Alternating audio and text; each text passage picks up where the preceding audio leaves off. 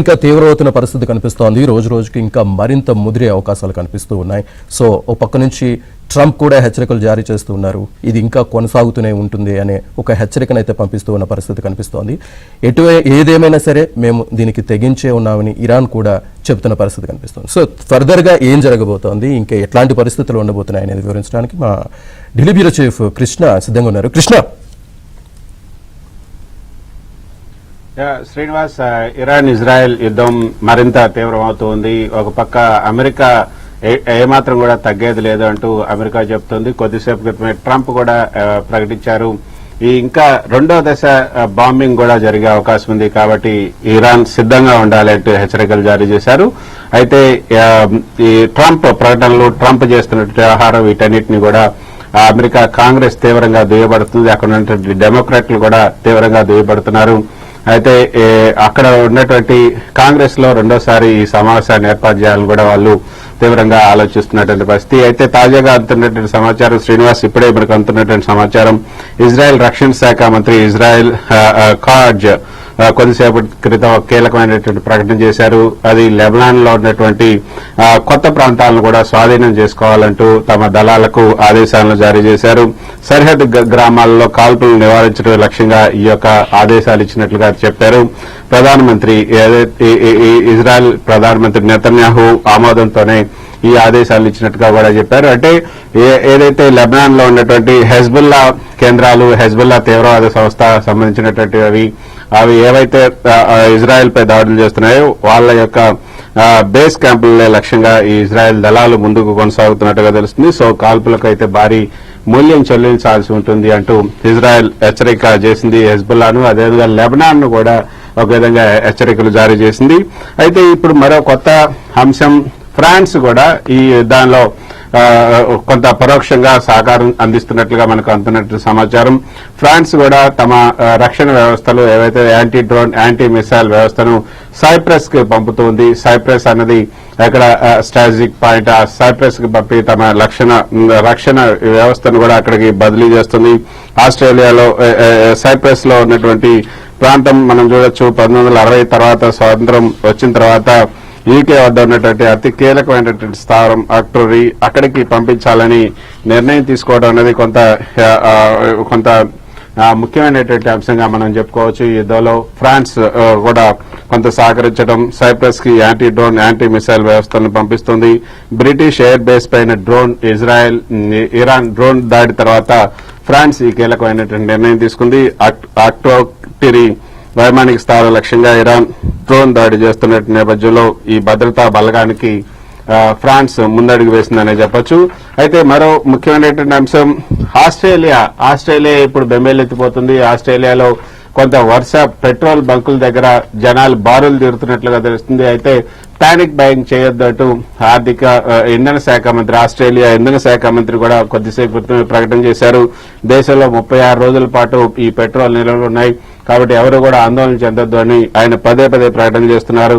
34 రోజుల పాటు డీజిల్ ఉంది, 32 రోజుల పాటు జెట్ ఇంధనం స్టాక్ కూడా ఉంది. కాబట్టి మీరంతా ప్రజలు ఆందోళన చెంది పెట్రోల్ బంకుల దగ్గరకు వచ్చి, గ్యాస్ స్టేషన్ల దగ్గరకు వచ్చి ఎవరు కూడా గ్యాస్ నింపుకోవడానికి లేదా నిల్వ ఉంచుకోవడానికి కూడా ప్రయత్నం చేయొద్దు.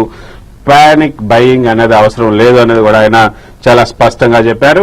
అయితే శ్రీనివాస్, ఇప్పటి వరకు ఈ రోజు అందుతున్నటువంటి సమాచారం, ఈ ఇజ్రాయెల్ దాడిలో సుమారు 59 మంది ఇరాన్ సైనికులు మృతి చెందారు.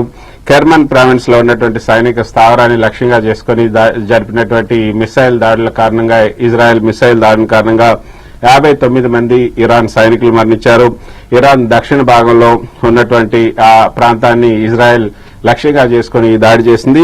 ఇరాన్ సైన్యం ఈ యొక్క మృతులకు సంబంధించి అధికారిక ప్రకటన కూడా కొద్దిసేపటి క్రితమే తెలియజేసింది. ఇరాన్ సైన్యం అధికారికంగా ఈ ప్రకటన చేసింది. ఇక చూసుకుంటే ముఖ్యమైనటువంటి అంశం, ఇక ట్రంప్ చర్యల్ని అమెరికా కాంగ్రెస్ కూడా తీవ్రంగా ఎండగడుతుంది. అయితే మరో మనకి అందుతున్నటువంటి సమాచారం, తెహ్రాన్ తూర్పు ప్రాంతంలో కొద్దిసేపు క్రితమే భారీ బాంబు పేలుడు జరిగింది. ఆకాశాన్ని ఒక్కసారిగా కమ్మేసింది దట్టమైనటువంటి పొగ.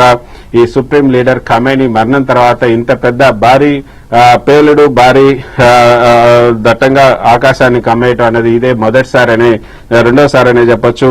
అయితే ఐఆర్జీసీ కి ఇది ఒక పెద్ద దెబ్బ. తెహ్రాన్ సహా పలు నగరాల్లో ఐఆర్జీసీ కేంద్రాలపై కూడా దాడులు జరుగుతూ ఉన్నాయి. ప్రతీకార దాడులు కొనసాగుతున్నట్లుగా ఐఆర్జీసీ కూడా ప్రకటించింది. కువైట్ సైనిక స్థావరం, అదేవిధంగా దుబాయ్లో ఉన్నటువంటి అమెరికా బలగాలపైన ఇరాన్ కూడా దాడులు చేస్తుంది. సైనిక కేంద్రాలతో పాటు పెద్ద ఎత్తున సివిలియన్ ప్రాంతాలపై కూడా ఈ దాడులు జరుగుతున్న నేపథ్యంలో ఐరాసా కూడా తీవ్ర ఆందోళన కూడా వ్యక్తం చేసింది.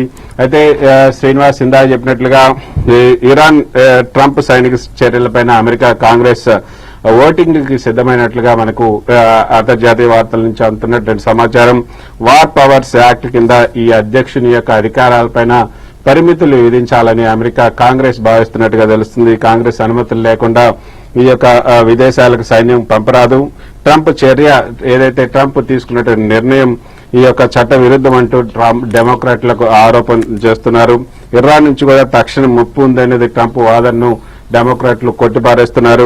అమెరికా ఇజ్రాయెల్ దాడుల్లో ఇరాన్ పౌరులు 550 మందికి పైగా మృతి చెందారు. సైన్య వినియోగం పైన 48 గంటల్లో కాంగ్రెస్ కు సమాచారం ఇవ్వాల్సినటువంటి అవసరం ఉంది. కానీ ట్రంప్ వీటన్నిటిని పెడచెవిన పెడుతున్నారు. కాబట్టి ట్రంప్ వ్యవహారాన్ని కడిగేయాలి, అమెరికా కాంగ్రెస్ సమావేశాన్ని ఏర్పాటు చేయాలి, అమెరికా కాంగ్రెస్ లో ఓటింగ్ జరపాలని కూడా డెమోక్రాట్లు పట్టుబడుతున్నారు. సో ఇరాన్ దాడులు కేవలం అమెరికా రక్షణ కోసం అని చెప్పి ట్రంప్ చేస్తున్నటువంటి వాదనను డెమోక్రాట్లు, అదేవిధంగా అమెరికాలో ఉన్నటువంటి కొంతమంది డెమోక్రాట్లు కూడా అంగీకరించట్లేదని చెప్పొచ్చు. అయితే శ్రీనివాస్, హర్మూజ్ జలసంధిలో ప్రస్తుతానికి మనం చూసుకుంటే హర్మూజ్ జలసంధి చాలా కీలకం అనే చెప్పొచ్చు. 1/5 ఆఫ్ ది వరల్డ్ ఇక్కడి నుంచే సరఫరా అవుతుంది ఆయిల్. సో హర్మూజ్ జలసంధిని పూర్తిగా మూసేశామంటూ ఇరాన్ కొద్దిసేపు క్రితమే ప్రకటించింది. సో ఈ రోజు ఉదయం నుంచి కూడా దానిపైన ఉద్రిక్తతలు కొనసాగుతున్నాయి. ప్రపంచం అంతా కూడా ఎదురు చూస్తుంది. సో అక్కడి నుంచి నౌకలు గనక ప్రయాణం చేయడానికి గనక ప్రయత్నం చేస్తే వాటిని పేల్చేస్తామని కూడా ఇరాన్ హెచ్చరికలు జారీ చేసిన నేపథ్యంలో ఈ రోజు ఒక్క నౌక కూడా అటు ఇటు వెళ్ళలేదు. కేవలం అంటే అటు ఇటు సుమారు 1000కి పైగా నౌకలు అక్కడ నిండిపోయినట్లుగా తెలుస్తుంది. ఈ నిన్న మొన్న 2-3 నౌకలు తప్ప ఈ రోజు అయితే పూర్తిగా బంద్ అయినట్లుగా కూడా మనకు తెలుస్తుంది. అయితే ఇప్పుడు ఇరాన్ లో మరో సంక్షోభం ఎదురైంది. ఇరాన్ లో భూకంపం కూడా వచ్చింది. ఇరాన్ లో 4.3 తీవ్రతతో రిక్టర్ స్కేల్ పై 4.3 తీవ్రతతో ఈ యొక్క భూకంపం నమోదైంది. గెరాష్ ప్రాంతం కేంద్రంగా ఈ భూకంపం వచ్చింది. భూమికి సుమారు 10 కిలోమీటర్ల లోతులో ఈ కేంద్రం ఏర్పడినట్టుగా తెలుస్తుంది. సో మొత్తానికైతే ఇరాన్ ఇజ్రాయెల్ యుద్ధం అయితే మరింత తీవ్రతరమవుతుందని మనకి అర్థమవుతుంది. Srinivas, right, thank you very much Krishna.